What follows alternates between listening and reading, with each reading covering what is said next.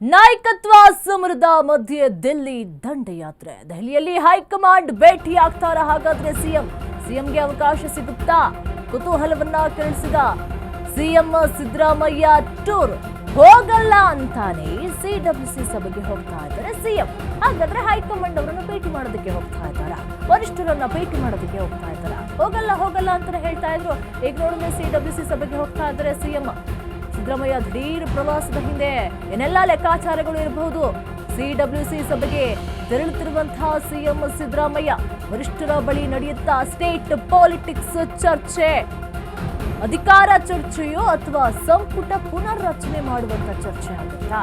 ನಿನ್ನೆ ತಾನೇ ಖರ್ಗೆಯನ್ನ ಭೇಟಿಯಾಗಿ ಡಿಸಿಎಂ ಕೃಷಿ ಚರ್ಚೆಯನ್ನು ಕೂಡ ಮಾಡಿದ್ದಾರೆ. ಈಗ ಸಿಎಂ ಸಿದ್ದರಾಮಯ್ಯ ಅವರ ನಡೆ, ಅವರ ಪ್ರವಾಸ ಬಹಳ ಕುತೂಹಲವನ್ನ ಕೆರಳಿಸ್ತಾ ಇದೆ. ಒಂದು ಕಡೆ ಡಿಕೆಶಿ ಅವರಿಗೆ ಅವಕಾಶಗಳು ಸಿಗ್ತಾ ಇಲ್ಲ ಅಂತ ಹೇಳಿ ಹೋಗಿರ್ತಾ ಇದ್ದಾರೆ. ಒಂದು ಕಡೆ ಸಿಎಂ ಹೇಳ್ತಾ ಇದ್ರು ನಾನು ಹೋಗೋದಿಲ್ಲ, ಡೆಲ್ಲಿಗೆ ಹೋಗೋದಿಲ್ಲ ಎನ್ನುವಂಥ ಮಾತನ್ನು ಕೂಡ ಹೇಳ್ತಾ ಇದ್ರು. ಇದೀಗ ಮತ್ತೆ ಡೆಲ್ಲಿಗೆ ಹೋಗ್ತಾ ಇದ್ದಾರೆ. ತೀವ್ರ ಕುತೂಹಲವನ್ನ ಮೂಡಿಸ್ತಾ ಇದೆ ಸಿಎಂ ಸಿದ್ದರಾಮಯ್ಯನವರ ನಡೆ.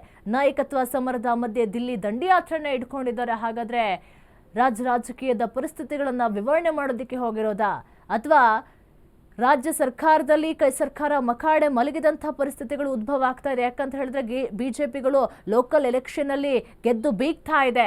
ಇದನ್ನೇನಾದ್ರೂ ಚರ್ಚೆ ಮಾಡೋದಕ್ಕೆ ಹೋಗ್ತಾ ಇರ್ಬೋದಾ?